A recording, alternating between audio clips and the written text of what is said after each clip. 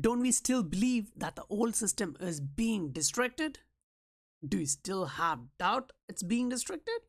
Then there's no one who can save your portfolio from being distracted, because if you just look at these things which are happening around the world, then you will miss these things which are so important fundamentally for the XRP holders, because these are really some information which will actually improve your knowledge base and keep you strong in this carnage. If you see value in the video, please do hit the like, subscribe, and the bell notification icon to get notified about the future videos. Where you have connected devices that become economic actors.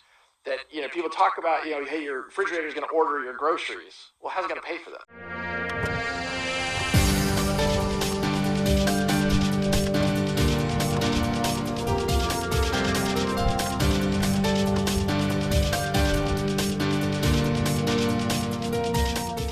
Central banks across the globe is printing and pumping money into the system, and when this is all over, what will the physical money will be used for? Because if you look at history, they won't be used. So for daily transactions like the micropayments, what will they use for? When I say this to you, you have to understand, along with the market cycle and the economic cycle, we now have a health issue all over the world. And indicators are pointing towards economic meltdown. What you have to understand at the same time is the rich and the wealthy knew this is coming, and they were preparing from long time. If you see this video, that's during 2018, and they were already talking about this thing which are happening all around the world now. And in this one, Jim Rogers also highlights that you are going to use crypto, okay, assuming that you will have internet and electricity. You'll really have to listen to this. What are the positives you see, or the potential for a technology like that for the people who want to opt out of the manipulated system to start using? Well, you're assuming electricity, you're assuming computers. Are we not assuming that in your scenario? How bad is it going to get? Before it gets that bad. You go to Venezuela right now and try to get electricity at times. Right. Go to Zimbabwe and try to get electricity at times. I mean, these it just doesn't happen. North Korea, Myanmar. Now, I'm not saying you won't have electricity. Sure. And you may not even have the internet. It's contingent. Or you may have the internet. Right. But if you don't have electricity or you don't have the internet, what do? Yeah. So when they're talking about this, what you have to understand is they're actually talking about, governments controlling this shit. And even if, say, for example, governments are controlling the internet and electricity, they will actually use it for their purpose, right? Their liquidity needs and other stuffs, for the governments. And, when the dust actually settles down, and if you have your asset in your Ledger Nano X, then that's useful for you guys, right?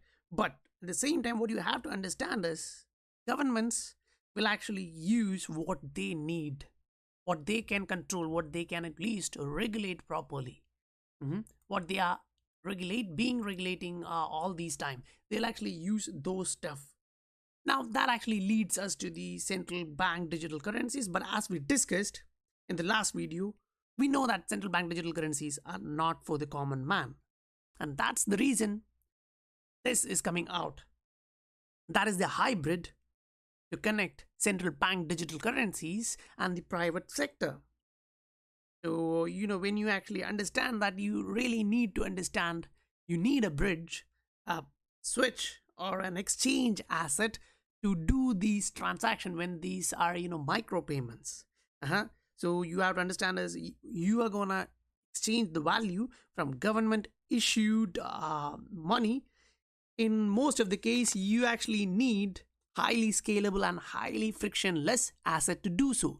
And what other asset do you have in the world as of now which can do what XRP does? Because that's where our favorite asset comes in. Now, if you really want to listen to the rest, you need to get an idea about what's getting around. Payments are going to sort of take over the world the way packet data kind of took over the world. I think that if you can make small, say one thing that I think is going to be huge is micropayments.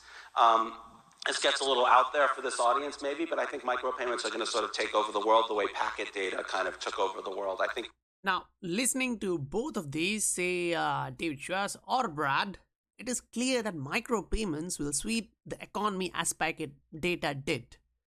And now I saw this and I got confused, like this one from Michael, because usually he's a knowledgeable person in the XRP community. And now my doubt here is he in doubt, or is he just taunting the maxis, the other coin maxis?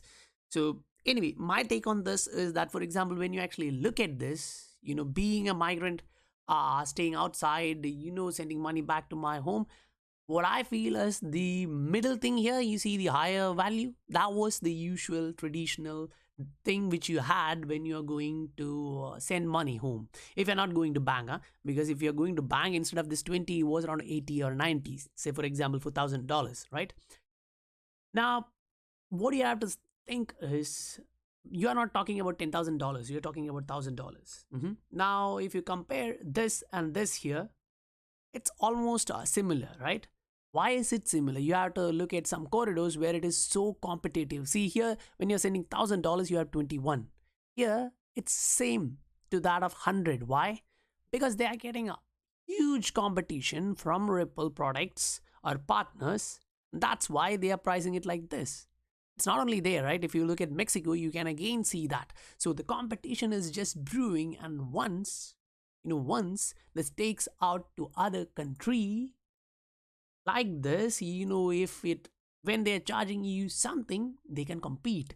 But think, if they are giving you an opportunity, no fees to send or receive XRP, then you can't do anything, because once the huge population, say for example India, Philippines, Mexico, China and other countries are gonna get this, it's gonna be so huge. It's even gonna disrupt the fintech players like SendB or whatever, who are charging say at least $2, $2.5. Yes, I personally know some institutions just charge $2 to send your money abroad. Now, when we look at the charts, what we have to actually understand is the price is currently in between this area, say this is the previous support currently standing, and this area is resistance, again resistance. Now, when we look at this in this manner, we can understand that we have a lot of overhead resistance.